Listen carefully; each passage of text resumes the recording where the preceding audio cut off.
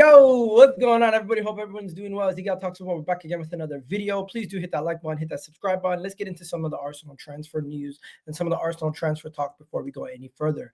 Now, before we go any further, you guys already know that Arsenal are interested in some players, and right now there's two names above everybody else. Plus, there's a third name, but realistically, I don't know how likely that is.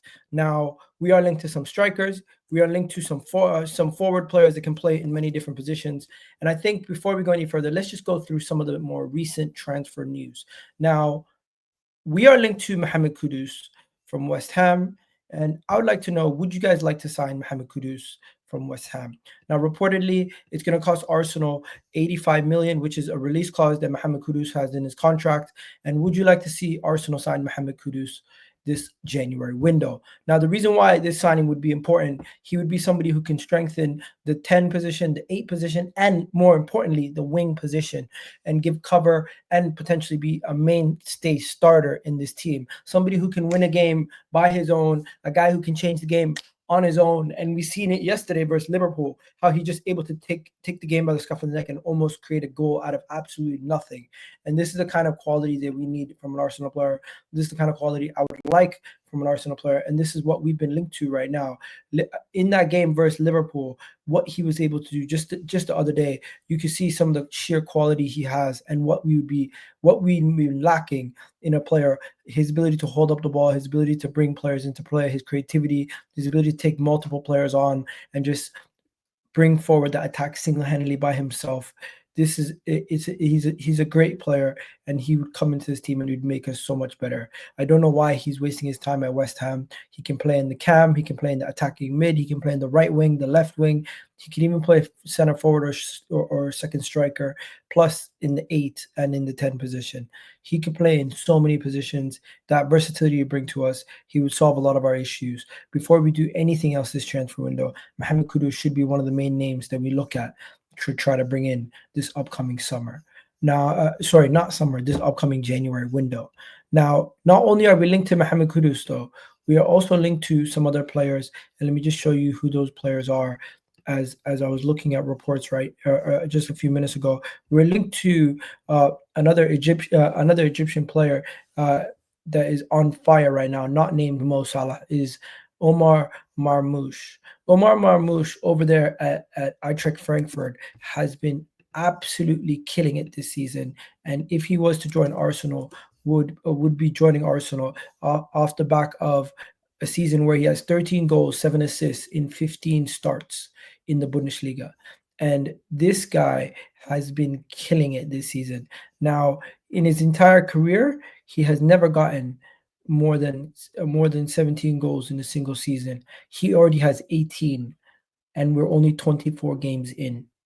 He is on an upward trajectory, and this is a player who's 25 years old, decent age range. He can play as a striker, he can play as a left winger, he can play as an attacking mid, he can play as a right winger, he can play all over the front three. But predominantly, if I'm not mistaken, in the Bundesliga this season, he has played majority of his games on the left. So I would like to see what we do this upcoming window. Whatever we do, I would like to bring in a winger. I'd like to bring somebody who's a game changer, somebody who can also score goals and create and get us more involved in the attack.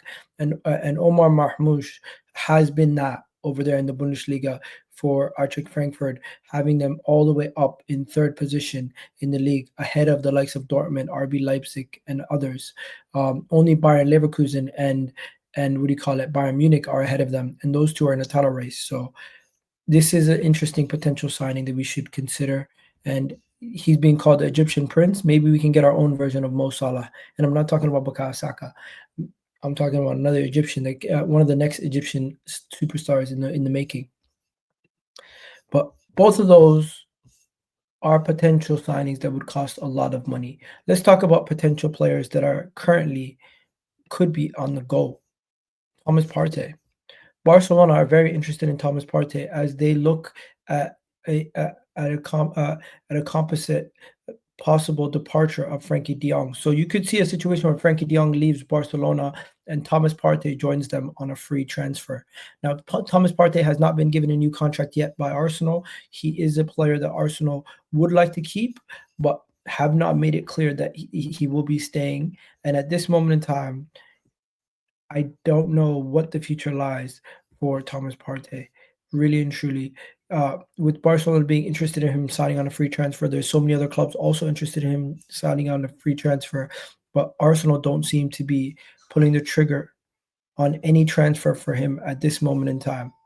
So yeah, Thomas Partey could potentially be headed to Barcelona on a free transfer, and that would be weird, especially the fact that he used to be an Atletico Madrid player, and he would be now potentially be wearing the colors of Barcelona. Very, very weird to say the least. There is also a bunch of players that are out of favor in their current clubs that we could be going for. And these are not the most ambitious names. You got Kingsley Coleman, who apparently is available to leave his club this upcoming window and could be headed on loan. You have Endrick, who could be leaving Real Madrid on loan. You have Ansu Fati, who, in my opinion, is a failed wonder kid at Barcelona and has not lived up to the expectations that people were putting on him. And Marcus Rashford, who Manchester United want to sell for around £40 million. Personally, I would stay clear of Ansu Fati, Marcus Rashford. Endrick might be interesting as a punt, but I don't know if he'd want to come to Arsenal and not be guaranteed minutes. And Kingsley Coleman, he's quite old, but maybe he can do a difference. But I don't want any of these four to be our only potential transfer signing of the window. Now, could a change in circumstance for Kingsley Coleman, Marcus Rashford, or Endrick make a difference? Personally, I think Endrick joining Arsenal right now, he would be getting game time. He could potentially be our starting striker, maybe, and he could bang in goals. But we don't know what he's capable of doing yet. He has such high hopes for him over at Real Madrid. If he does join Arsenal, though, we'd be basically it would be a stopgap. Kingsley Coleman, another player who's quite a little bit older, he would come into this team. I think he would definitely offer us something. He would offer us another player, but neither of these signings are super ambitious, in my opinion. Marcus Rashford, Ansu Fati, Kingsley Coleman, none of those signings are ambitious. And out of all these out of favor players, who would you rather sign? I'd probably say Endrick has the highest ceiling, and if he did do well for us, maybe Real Madrid would sell him to us. But hey, it's really high risk, high reward. Those kind of transfers. There's no guarantee that would ever work out. But if we had to pick one, I'd probably pick Endrick. Let's be honest. Now, going back to Mohamed Kudus, there is the conversation of Matheus Cunha. Now, Give Me Sport have reported that Matheus Cunha and Mohamed Kudus will cost around 65 or 100 million. So that's the reported asking price. 63 million for Mohamed Kudus. 100 million for Mohamed Kudus, and Cunha would cost 63 million. Personally, I think both of them would improve our team, but I don't know how much Cunha would improve Arsenal compared to what Mohamed Kudus could do. Cunha would definitely be a goal scorer, and he'd come into his team and have confidence, and he's killing it right now at Wolves. But is he really the level raiser we're looking for? Is he really the player that's going to take us to the next level that we're looking for? Now, I get Mohamed Kudus, but Cunha, I'm not 100% sold on Cunha at this moment in time. Not 100% sold on that potential transfer. Not 100% sold that will actually raise our levels to what we need it to be at this moment in time. Now, we spoke the other day about Fabio Vieira potentially coming back to the club. Rumor has it that Fabio Vieira will not be recalled by Arsenal. Despite the initial reports, the Portuguese club manager has reported and has confirmed that he will rely on Vieira in the upcoming weeks. So Fabio Vieira will not be rejoining Arsenal. He will actually be staying in Porto. In addition to that, there is some links to some youngsters and some other players, like the Roma captain we've been linked to, but I really don't believe some of these articles and some of the players that we're being linked to. Like, what would be the necessary need for the 28-year-old midfielder, Lorenzo Pellegrini? What would we do with him? Also, other links to all sorts of players. Not really taking all of them. I'm taking them with a grain of salt at this moment in time. Some of these potential transfer links that we're being linked to. right? But the main thing we need to do is we need to find cover for Bukayo Saka while he's gone, and somebody who can help our team push our team on for the foreseeable future. Now, you could go crazy. You could go and get a striker and solve the whole issue that we currently have at the striker position.